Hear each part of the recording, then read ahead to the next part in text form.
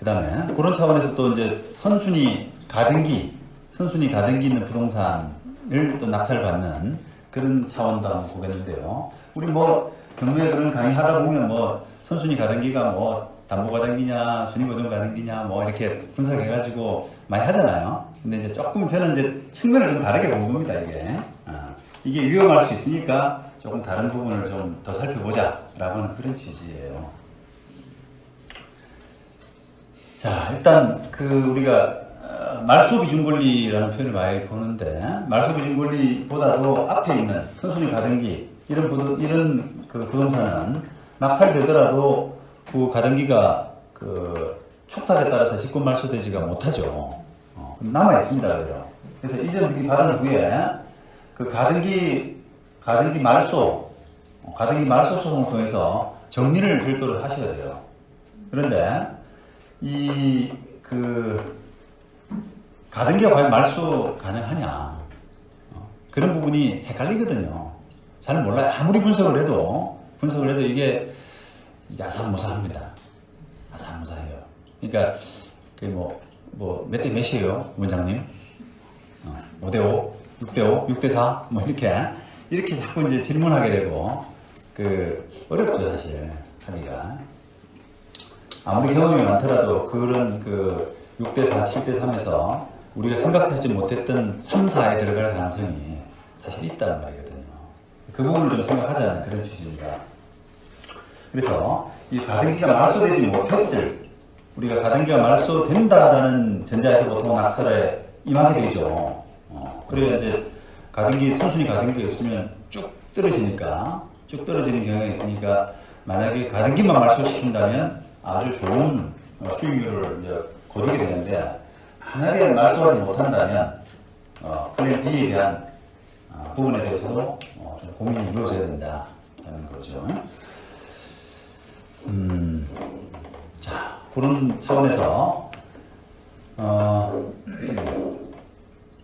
자, 일단 선순위 가등기 한번 를 접근할 때는 일단 그게 담보 가등기인지 아닌지 하는 부분이 제일 먼저 고려합니다. 담보 가등기. 이 담보 가등기는 그러니까 비록 우리가 경매 과정에서 이제 선순위 가등기가 있으면 법원에서 이제 성명 갖고 있는 사람 가등기권자한테 성명을 구해요. 너 정체가 뭐니? 이렇게 성명을 구한단 말이에요. 그러니까 순위보전 가등기냐, 담보 가등기냐, 담보 가등기면 뭐 채권이 얼마냐, 이런 식의 성명을 구하게 되는데, 그 부분에서 담보 가등기다라고 답을 하는 사람이 잘 없어요. 담보 가등기, 물론 뭐 정말 담보 가등기로 배당을 받을 사람이면 담보 가등기라고 답을 하는데, 낙찰 받는 사람을 괴롭히는 것은 답을 하지 않거나 순위보전 가등기라고 답을 하는 경우가 어려운 거거든요. 담보 가등기라고 하면 아무 문제가 없다는 거예요. 그리고 담보 가등기는 기본적으로 법상으로 말소가 되어 있어요. 가담법 15조에 보면 담보 가등기를 마친 부동산에 대해서 강제 경매 등이 행해진 경우에는 담보 가등기 권리는 부동산 매각에 의해서 소멸을 한다. 이거거든요. 이거는 배당을 받든 못 받든 일단은 소멸이에요. 그러니까 담보 가등기권자로서는 사실은 이제 생각을 많이 해야 되죠. 자, 보세요. 만약에 담보 가등기인데도 불구하고 담보 가등기를 답을 안 해서 말소는 당연히 안 됐는데, 재판해가지고 나중에 담보 가등기라는 게 드러나면 지워지게 되잖아요. 그죠? 그럼 배당은 물론은 하는 겁니다. 배당은 배당 요구를 해야 주는데, 배당이 안 되죠. 그죠? 배당 요구를 안 했으니까. 그러니까, 이 사람 입장에서는 담보 가등기면 담보 가등기라고 답을 해야 된단 말이에요. 그래야 배당을 받든, 배당 요구를 하든, 절차에 따라서 대응을 할 수가 있겠죠. 그런데 담보 가등기라고 하게 되면, 이 낙찰 받는 사람이 겁을 안 내죠, 이제. 저거는 지워지는 거구나, 그냥. 나는 그냥 내 돈 낸 것에서 저 사람이 배당 받든 말든 그것은 내가 알 바 아니고 나는 어쨌든 깨끗한 물건을 받는구나 라고 생각을 하기 때문에 그것은 아무 문제가 없죠. 그런데 이제 이게 담보가등기인지가 불분명할 때가 이제 문제입니다. 그래서 이제 그런 경우에는 이제 어떻게 되느냐라고 하는데,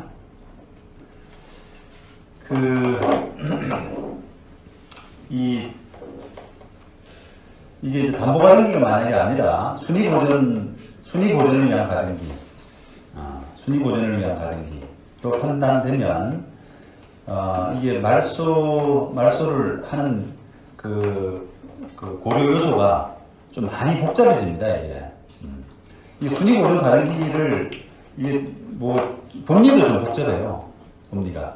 한번 보자면, 보통 순위보전 가등기의 원인이 매매 예약인 경우도 있고요.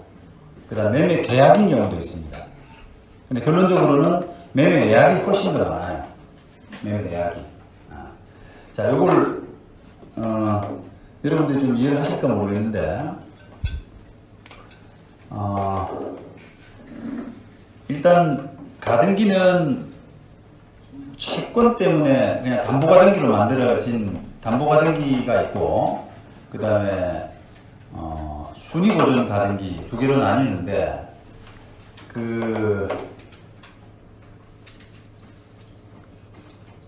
두 개념을 순위보전 가등기로 나뉘는데, 이 순위보전 가등기에도 이제 매매 예약이 있고 매매 계약이 있단 말이에요. 근데 그거를 여러분들이 좀 이해를 해야 나중에 지워지고 하는 그런 부분에서 지울 수 있느냐라고 하는 부분에서 조금 정확하게 접근을 하실 수가 있습니다. 우선 매매 계약을 원인으로 하는 가등기를 한번 보시겠어요. 우리가 갑과 을이 토지를 15원에 매매하는 계약을 체결하고, 계약 체결할 때 계약금 1억, 그다음 나머지 9억은 1년 뒤 지급하기로 했는데, 이전 등기를 마치긴 했는데, 잔금 치르는 이전 등기 되는 그 기간 동안에 혹시나 매도인의 채권자로부터 이런 압류나 가압류, 이런 집행이 되는 그런 위험에 대한 부분이 항상 발생할 거 아니겠습니까? 그럼 그걸 어떻게 방지하느냐라고 하는 차원에서 매매 계약에 기한 가등기를 할 수 있단 말이에요. 매매 계약에 기한 가등기. 그거는 이해되죠, 그죠? 계약을 했으니까. 계약서 썼고, 계약이 있으니까, 매매 계약에 기한 가등기 아닙니까? 그러면, 등기부상에 보면, 이것은 매매 계약으로 표시가 돼요. 등기본이.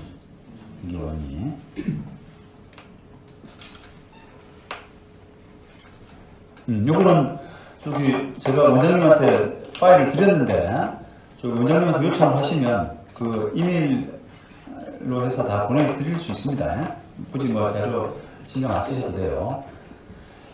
그 다음에, 반대로, 이 매매 예약을 원인으로 하는 가등기가 조금 여러분들이 이제 이해가 어려워요. 근데 실제로 이제 이게, 등기부상에서 우리가 발견되는 것은 매매 계약에 기한 가등기보다는 매매 예약에 기한 가등기가 더 많아요. 왜냐하면 매매 예약은 담보로 설정되는 경우가 많거든요. 가등기를 그냥 아까처럼 내가 순수하게 매매를 했기 때문에 그거를 권리를 매매해서 가져올 수 있는 권리를 보존하는 순위보존 가등기 차원이라기보다는 얘가 돈을 빌리고 돈을 안 갚았을 때 내가 그냥 손쉽게 가져오는 그런 방법으로 하는 차원의 가등기가 많기 때문에, 돈 빌려주고 돈을 안 갚아서 대신 가져오는 그런 차원의 가등기가 많기 때문에, 그런 차원의 가등기는 매매 예약으로 하는 경우가 많거든요. 매매 예약으로. 그래서 실제로 등기부상에는 매매 예약이 훨씬 더 많이 발견이 돼요. 그런데 매매 예약은 조금 이해하기가 어렵습니다. 왜냐하면, 보시면, 매매 예약의 원칙적인 경우는, 이게 매매 예약이라고 하는 것은 아직 계약 체결의 단계는 상태를 이르지 못했지만, 장래 체결될 것으로 미리 예정하는 개념이거든요. 그래서 매매 계약이 체결된 경우와 달리 매수인은 매도인에 대해서 당장은 이전 등기 청구권을 가지지 못하지만 추후에 매매 계약을 완성할 수 있는 권리인 예약 완결권을 행사하게 되면 완전히 매매 계약의 흐름이 발생하면서 매도인은 소유권 이전 등기 의무를, 매수인은 대금 청구 의무를 부담하는 등 매매 계약의 이행 단계에 돌입한다라고 하는 겁니다. 그래요. 계약은 체결 안 하고요. 예약만 하는 경우에 찜해두는 우리가 그냥 찜해두는. 근데 내가 계약을 어떻게 체결하겠다, 계약 체결을 하겠다라고 하는 일반적인 의사표시를 완결권이라고 하거든요. 완결권. 그러면 내가 완결권을 행사하면, 계약 체결할게 라고 완결권을 행사하면 매매 계약의 단계에 돌입한다는 거예요. 예약에서 계약으로. 그런 개념이 예약의 개념입니다. 예약의 개념. 그런데 이런 그 매매 예약의 원칙적인 모습이 있지만 실무상으로는 돈 빌리고 매매 예약을 하는 경우가 훨씬 더 많아요. 우리가 실제 매매하게 되면 사실은 그냥 계약해버리면 좋죠. 예약을 따로 할 이유가 사실 적거든요.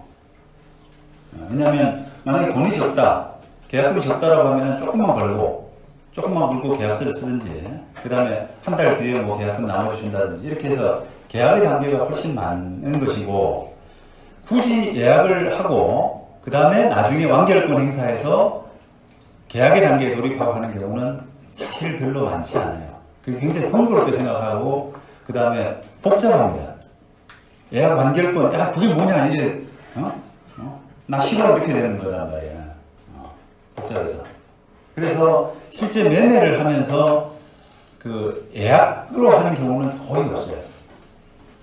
그런데 돈 빌리는 문제에서, 돈 빌리고 못 갚은 문제에서는 그게 예약이 많이 생사가 돼요. 왜냐하면 이거는, 내가 언제 1억 빌리고 일정 기간 안에 변제 못하면 너 이 토지로 그냥 갚아 하는 것으로 해서 예약을 한다는 거예요.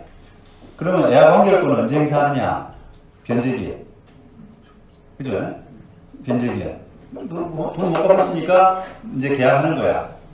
이렇게 되어버리는 거예요. 그죠? 그러니까 이제 돈 빌리면서 예약이 많습니다. 예약이.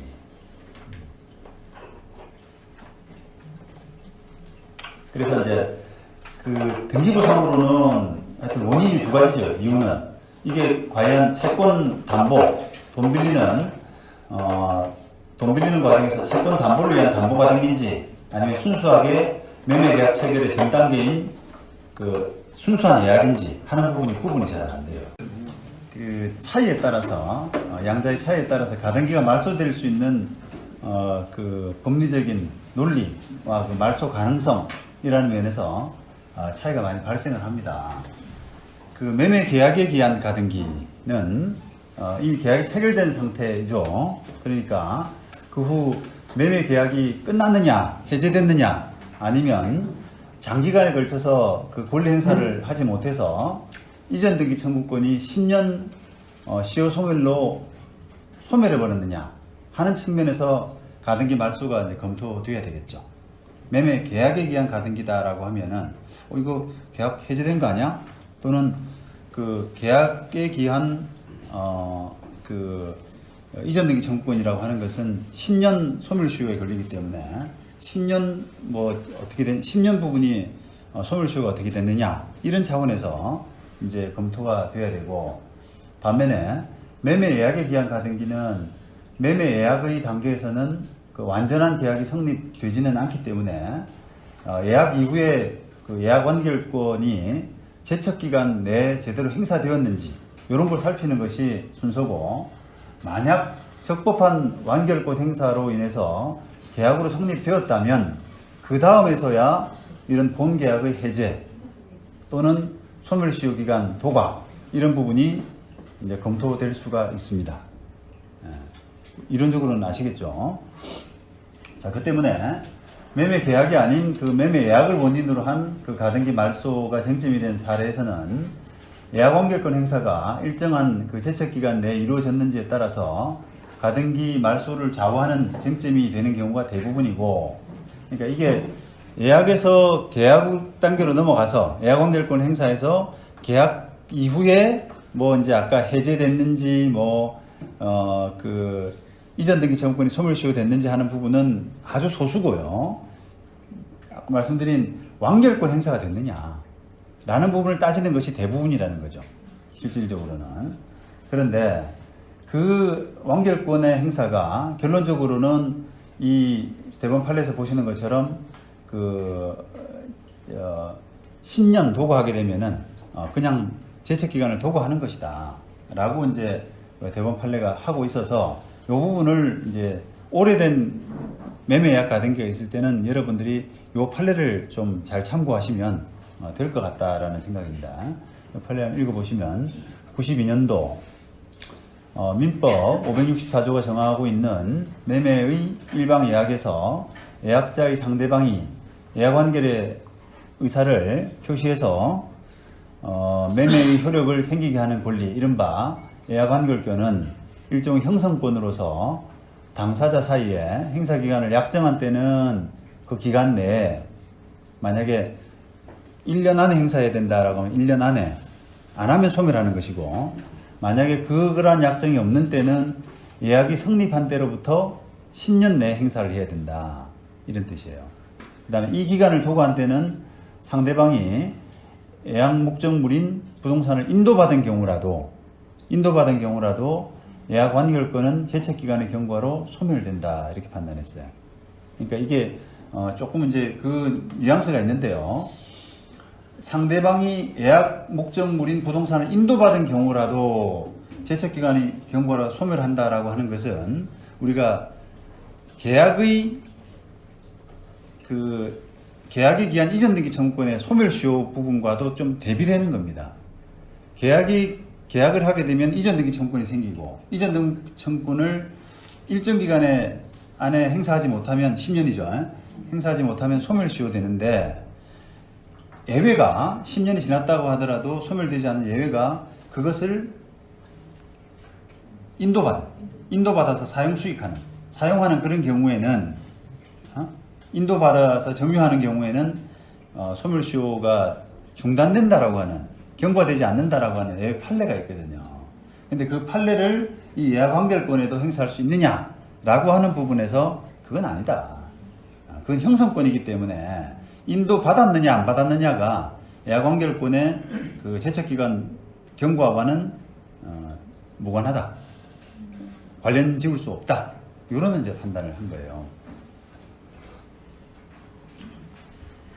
그 다음에 제척기간은 권리자로 하여금 당의 권리를 신속하게 행사하도록 함으로써 법률관계를 조속히 확정시키는데 제도의 취지가 있는 것으로서 소멸시효가 일정한 기간의 경과와 권리의 불행사라는 사정에 의해서 권리 소멸의 효과를 가져오는 것과는 달리 그 기간의 경과 자체만으로 곧 권리 소멸의 효과를 가져오게 되는 것이므로 그 기간 진행의 기산점은 특별한 사정이 없는 한 원칙적으로 권리가 발생한 때이고, 당사자 사이에 매매 예약 완결권을 행사할 수 있는 시기를 특별히 약정한 경우에도 그 제척기간은 당초 권리의 발생일로부터 10년간의 기간이 경과하면 만료되는 것이지, 그 기간을 넘어서 약정에 따라 권리를 행사할 수 있는 때로부터 10년이 되는 날까지로 연장되지는 않는다라는 거예요.